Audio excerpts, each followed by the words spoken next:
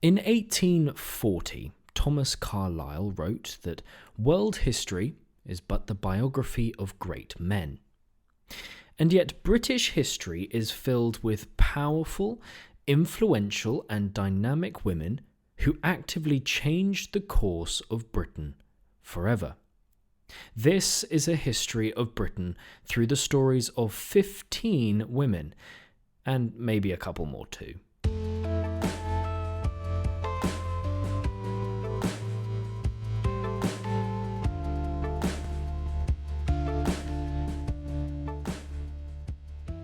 In AD 60, Prasutagus, king of the Iceni tribe, died.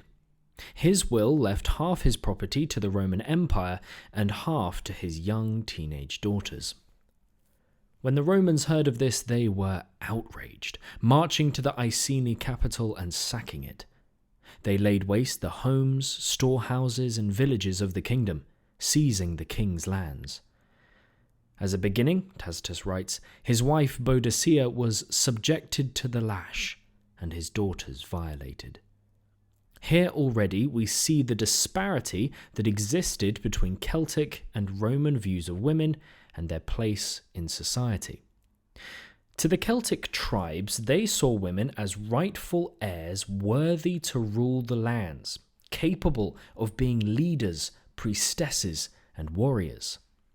This was almost categorically opposite to the Roman view, who believed that women were too weak to rule and couldn't inherit. This horrific act became the catalyst for one of the greatest uprisings in Romano-British history. Boadicea amassed an army of around 120,000 men, women, and children, marched straight to Camulodunum, modern-day Colchester, and razing it to the ground. Throughout this rebellion, she and her army killed tens of thousands of Roman soldiers, citizens, mutilated Roman noblewomen, impaling them on spikes, destroying London, St. Albans, and Colchester. This was a catastrophe for the Romans, becoming a problem so great that the Emperor Nero even contemplated abandoning Britain altogether. What made it worse for the Romans, as Cassius Dio recorded, was that all this ruin was brought upon the Romans by a woman, a fact which in itself caused them the greatest shame. Among the greatest women in British history, Boadicea has to rank quite highly. But among some of the most vicious, violent, and brutal leaders of either gender, she also has to be recognised. Her life and her uprising is also a vivid illustration of the perception of women during this time. To the Celts, they could be powerful, they could be leaders and warriors, they could be heirs. To the Romans, they could hardly be any of these things. They were confined to the home, raising the children and staying out of official business. So much so that in Roman Britain, makeup, jewellery, and clothing became one of the only major ways in which women could express themselves in what was a deeply patriarchal society. After the Romans left Britain in AD 410, the Anglo-Saxons began their invasions. And here we see a kind of reversal in the standing of women in society. In Anglo-Saxon Britain, women were near equals to men. They were able to intervene in a wide range of public affairs and had their rights protected by law. The Anglo-Saxons were also not entirely averse to the idea of following a woman either, as is shown in the life of Athelflaed, the Lady of Mercia. The daughter of King Alfred the Great, she rose to the throne of Mercia in AD 911, when her husband Ethelred died. Mercia was one of the most powerful kingdoms in England at the time, making Athelflaed one of the most powerful rulers in Britain. This was almost unprecedented, because while women had greater equality than they had ever had in the Roman era, to have a female leader was still a rarity. Ian Walker describes it as one of the most unique events in early medieval history. In Alfred's court in Wessex, women were not allowed any political position, and it was the Mercians who held the greater tradition of female involvement. Athelflaed benefited from this, easily ascending to the throne and personally leading armies in expeditions and becoming a powerful ally to her brother Edward, the new king of Wessex, Alfred's heir. Athelflaed refortified towns and cities, built and extended defences, and set up bases for the repelling of Viking invasions. And she was to become renowned as a powerful warrior and leader. She fought back many Viking invasions, personally leading many of the armies into battle. As the Anglo-Norman chronicler wrote, she was a powerful accession to Edward's party, the delight of his subjects, the dread of his enemies, a woman of enlarged soul. The Anglo-Saxon era may have been a time of increased equality for women, but as the Norman years descended upon Britain, the position of women seemed to take a step backwards. The Britain the Normans built was deeply patriarchal, with the feudal system perpetuating a structure that prevented female land ownership, forbade female inheritance, and despite the example of Athelflaed, women were viewed as incapable of gathering or leading an army.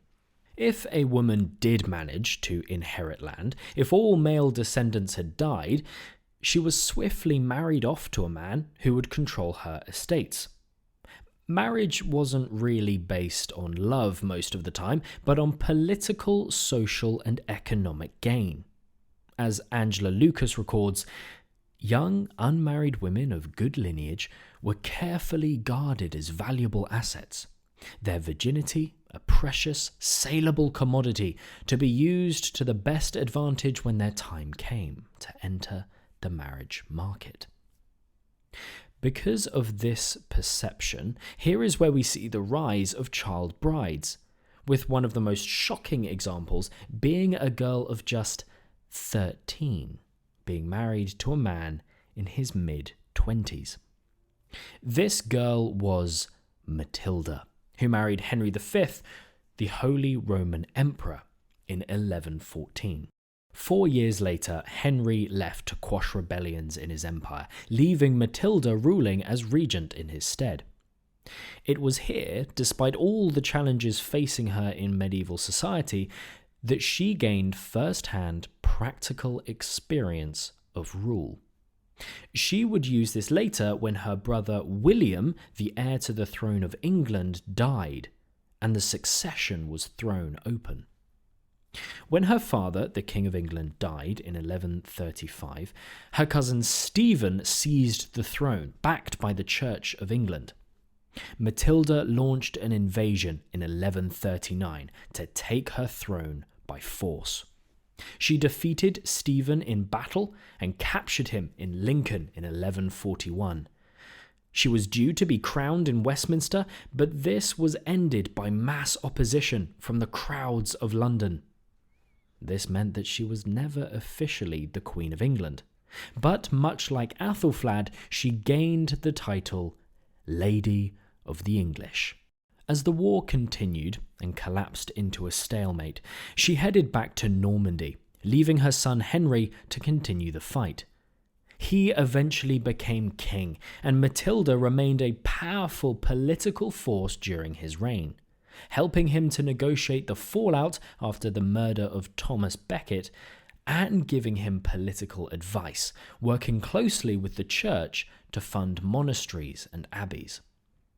Her story emphasizes the differing views to women between Britain and Europe, with the Holy Roman Empire happy to have a female regent, but England refusing to have a queen.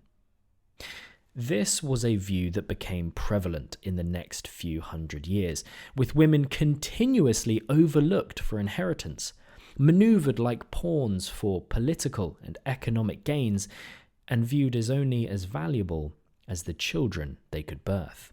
The Tudor era is an era well known for being a powerful and vivid example. In Tudor society, inequality between the sexes was rife in occupations, gender roles, inheritance, and images of the ideal.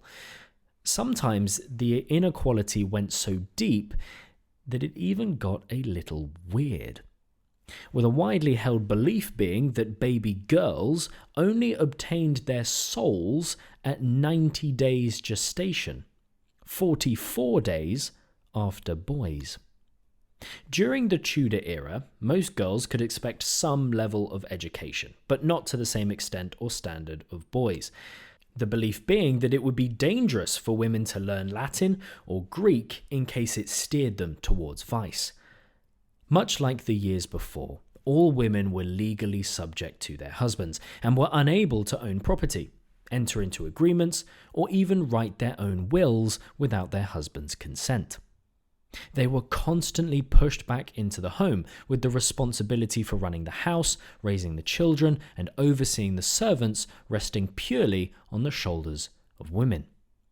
This disparity continued even into religion.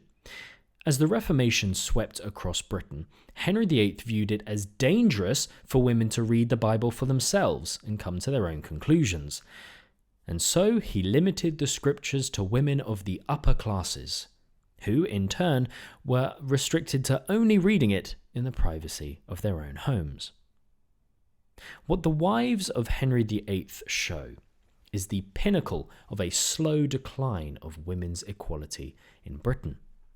Once women were viewed as equal, capable of rule, but over the years, the value of a woman became more and more inextricably linked with their ability to produce a male heir. This led Henry to desperately and violently work his way through 6 wives, frantically searching for the one who might give him what he desired, a male heir. And yet it would be these women that would get the final word.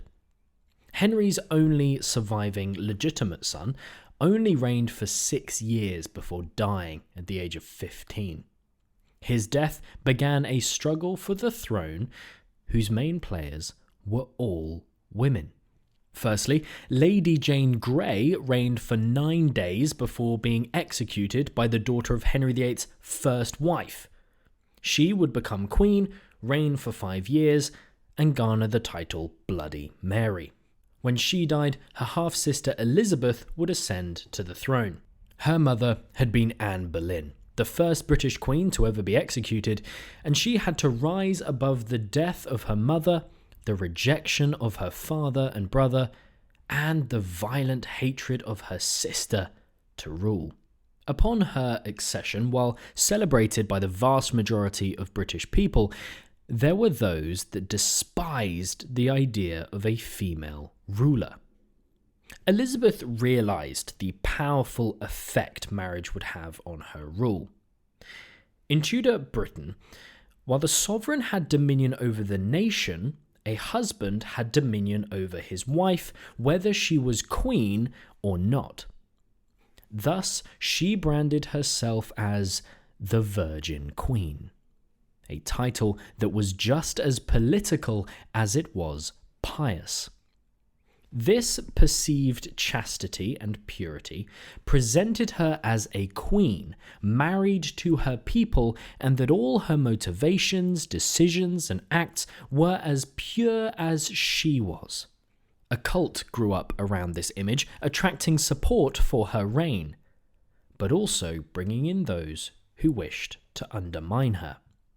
People like William Allen, Cardinal of England, who in 1588 accused her of being a serial fornicator, overcome with filthy lust. She would rule for 45 years, becoming known as one of the most powerful and effective queens Britain has ever had. She would overcome adversity, sexual inequality, the pressure to marry and reproduce, and a war with Spain, to rule with a competency and efficacy that would gain her the name Good Queen Bess. As the years rolled on, and despite having another queen, Anne, under whom the United Kingdom was actually founded, the status of women stayed relatively similar to what it had been during the Tudor era. In fact, there may have even been a slight downturn as the Industrial Revolution, beginning in around 1760, began to take women out of the roles of running farms and remove the home as a crucial part in the production line. These economic roles had once given women a level of equality with their husbands. But as capitalism took hold, the husbands became the main breadwinners. Wealthier women were confined to domestic lives looking after servants, and poorer women were forced to take jobs that were poorly paid. It was into this world that Mary Wollstonecraft was born. Growing up in a home with an abusive father who squandered their finances and led them into poverty, Wollstonecraft quickly learned to fend for herself, going to school, getting jobs as ladies' companions, and as a governess. It was as a governess that she first pursued a career as an author, writing that she would become the first of a new genus, a woman who could make a living from writing. Speaking from experience, she wrote numerous works on the structure of society and the inequality of women, especially those of poorer yet respectable backgrounds. She wrote to pioneer equality in education. In her most well-known and prominent work, The Vindication of the Rights of Women, she repeatedly rails against the idea that women are irrational or foolish or overly emotional, unable to function as a relevant member of adult society. She fought for equal education of men and women. But despite it causing some considerable controversy when it was first published, it failed to bring about any immediate reforms. It has now, however, become one of the most influential works of literature in the modern feminism movement. In fact, her daughter would become one of the most prominent authors of her time, and is still regarded as a pioneer of Gothic fiction. She was Mary Shelley, author of Frankenstein. Just 20 years after Wollstonecraft's Vindication was published, Jane Austen released her first novel. Austen used her work to emphasize the inequality in the societal status of men and women, emphasizing the pressure there was to marry, having her characters, both male and female, navigate this world. While her female characters were strong and spirited, none can really be said to have fought for women's rights or challenged the universal truth of marriage and domestic roles. And yet, in their very creation, in the publishing of her novels and her work as an author, Austen was radical. Women were not meant to write novels, much less have them published. Many at the time would take male pen names to disguise their work. Austen was the exception. She chose not to marry, turning down a proposal a day after accepting it, choosing rather to write. She opened the gates for more freedom in novel writing and publishing. She became, whether she intended it or not, a pioneer for female authors. At this time, Britain was also under the rule of another queen. Born in 1819, Victoria would go on to become one of the longest reigning monarchs in British history. The Victorian world, rather ironically, was highly patriarchal. Similar ideas from the medieval and Tudor eras persisted, with the role of women being that of a dutiful housewife. Women could learn domestic tasks like weaving, cleaning, washing, and cooking in preparation for marriage. Most often, women would not be able to attain an education outside of the home. There was a tremendous pressure on women to walk the very fine tightrope of expectation. The ideal Victorian woman was virtuous, innocent, and dutiful, and spent the majority of their pre-marriage lives training and preparing to live this out for a husband. Only women of the poorer classes were allowed to work, with higher class women being expected to stay home, look after the children, and pursue the accepted outlets of feminine creativity. Queen Victoria herself was no feminist. She even wrote of her position as queen in 1852 that "we women are not made for governing, and if we are good women, we must dislike these masculine occupations." She even described the campaign for women's suffrage as mad, wicked folly. However, these were private beliefs that were not circulated publicly until after her death in 1901. And so, whether she wanted it or not, agreed with it or not, she began to be used as a kind of feminist icon. Feminists and women's rights activists at the time leveraged her position and image to further their cause. For example, they would point out the clear and obvious discrepancy in having a female head of state in a nation that didn't give women the vote, a university education until 1869, or the right to retain their own property upon marriage until 1870.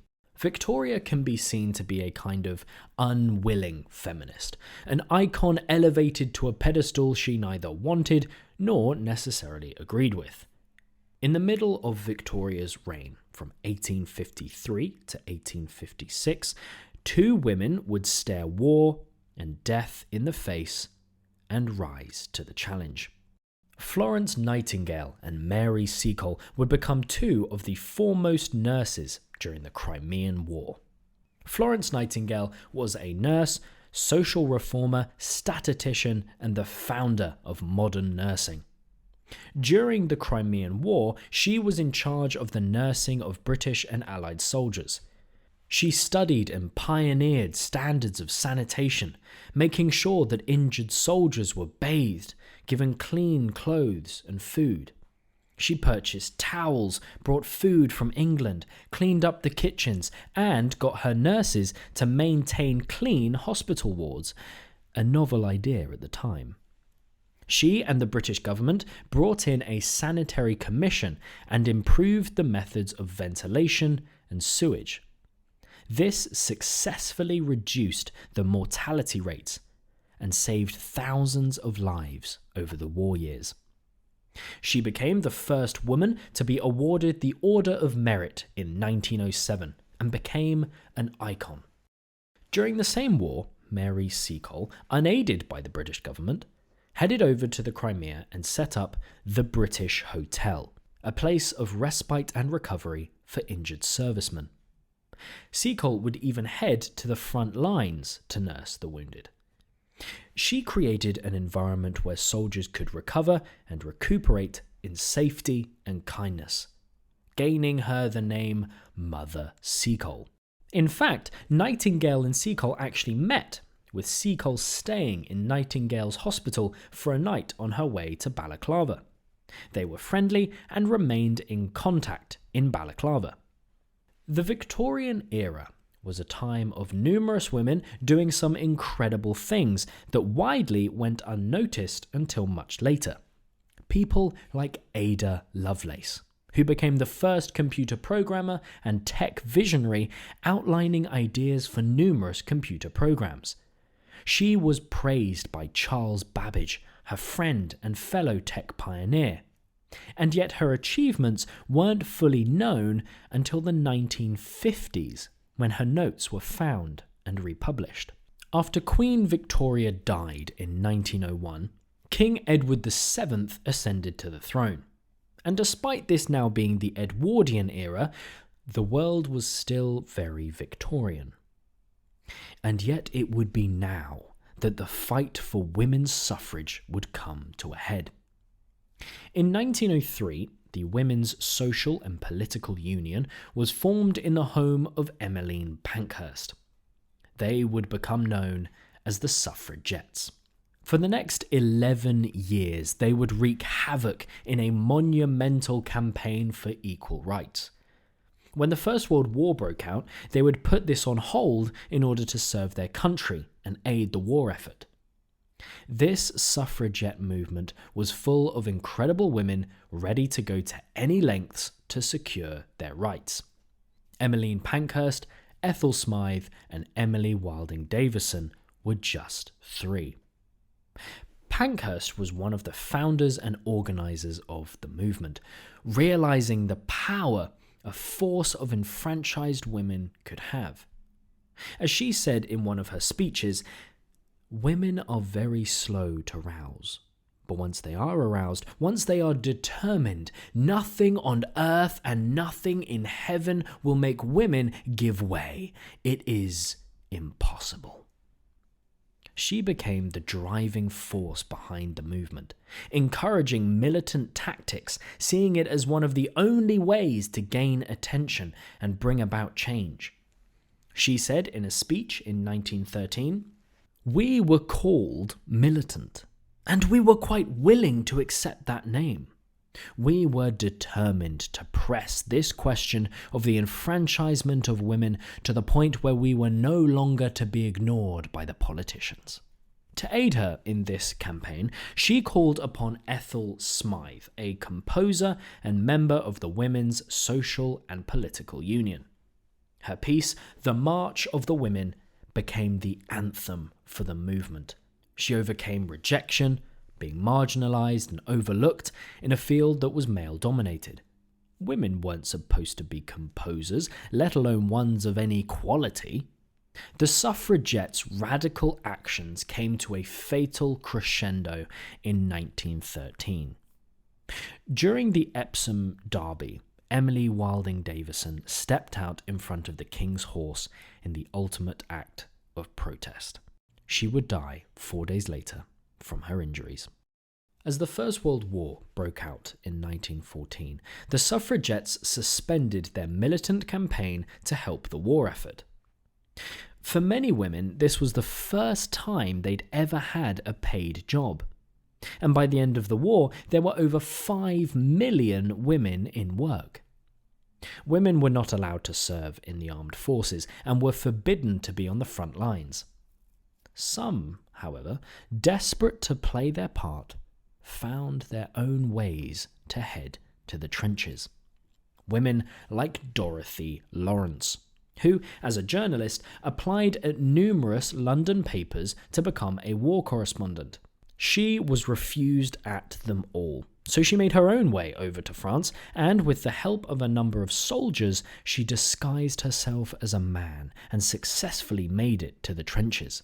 She later turned herself in, knowing that if anything happened to her, her accomplices would be found out and the reputation of the British Army undermined. It was women like her that continued to challenge the norm and fight against the structure of society even as the war raged. And on the 6th of February 1918, the Representation of the People Act was passed, and women over 30 were given the vote. This act was an almost direct outcome of seeing how the war had brought everyone together, how women had stepped up in the man's stead and carried the weight. The act is even introduced as such, with the Home Secretary stating that "war by all classes of our countrymen has brought us nearer together, has opened men's eyes and removed misunderstandings on all sides.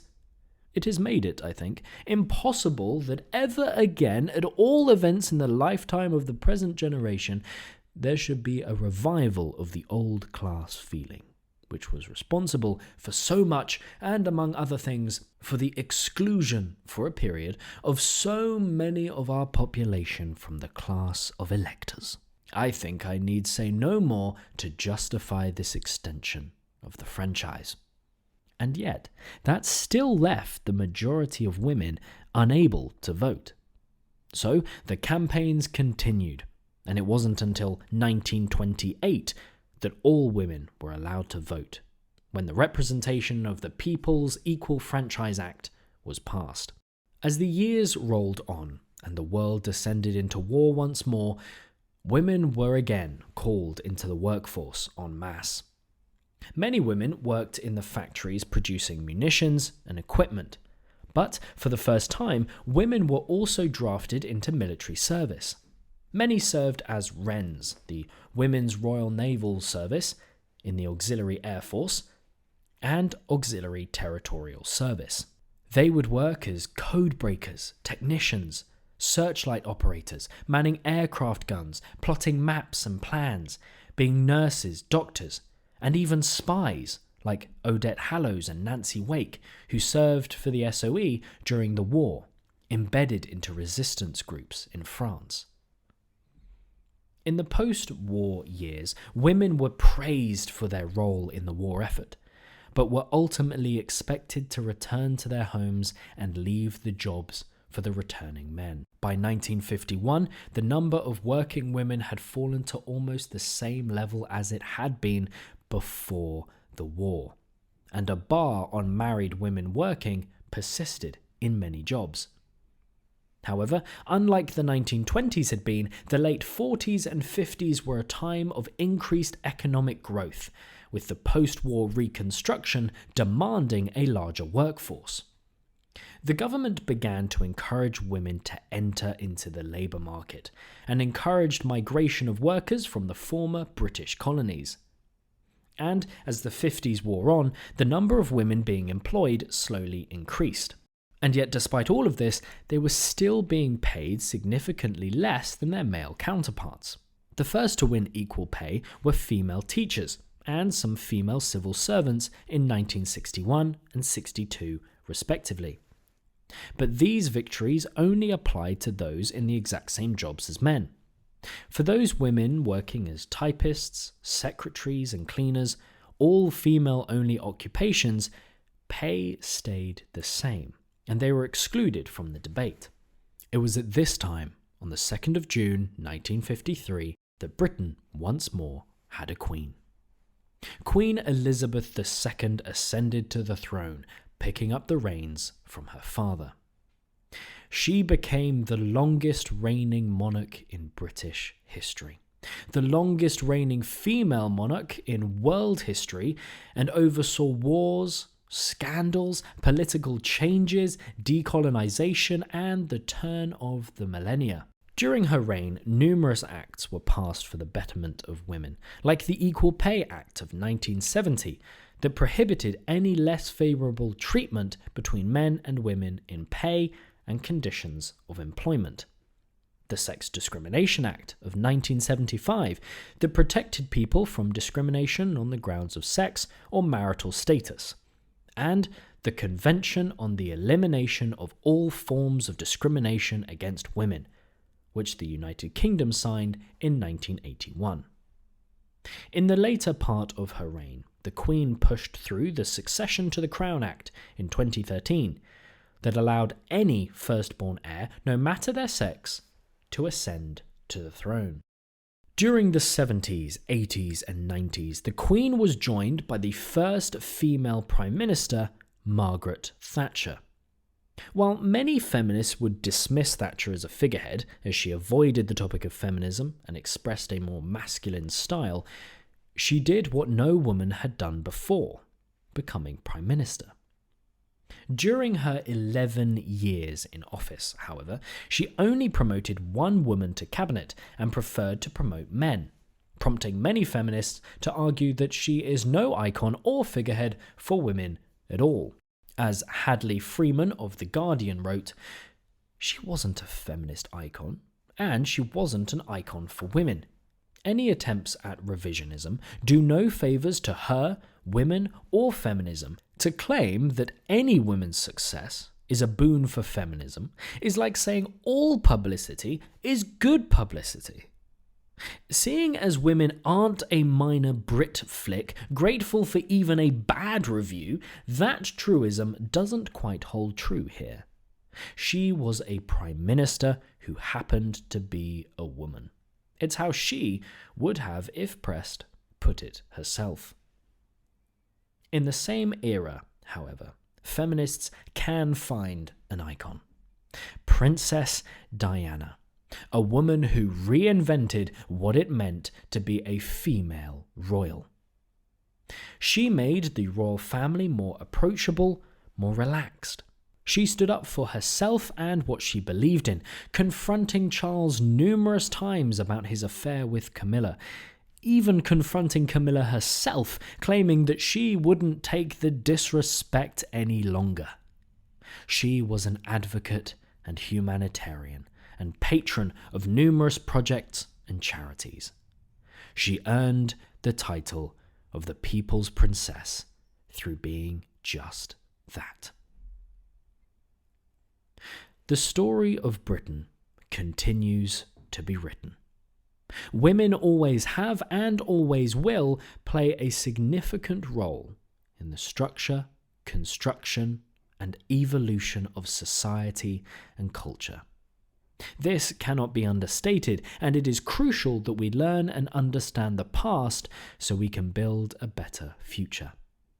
History is far more present than you might realize, and that is powerfully shown in the history of women in Britain.